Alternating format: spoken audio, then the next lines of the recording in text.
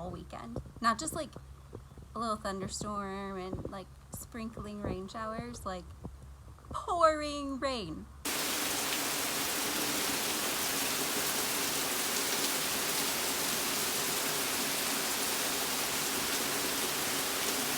It's time for the puppy update that was promised. I fostered 2 pregnant Chihuahua mothers who, side note, will be looking for their forever homes probably when I get back from Pet Fest. Reluctantly, I really do enjoy them, and I've obviously had them for several months now, but I also recognize that the more I keep, the fewer I can continue to rescue and foster. So if a great home that would be willing to take both of them should come forward, that would probably be best for everybody. And honestly, I've had such a good experience. This was my first time with the foster puppies. I wanted to do it forever. And I was just scared that I would have trouble finding good homes for everybody, and that I would either worry about them, lose sleep, miss them terribly, or that I wouldn't get rid of any of them. And I think this whole experience, start to finish though, was just perfect and incredible. And I definitely want to do it again.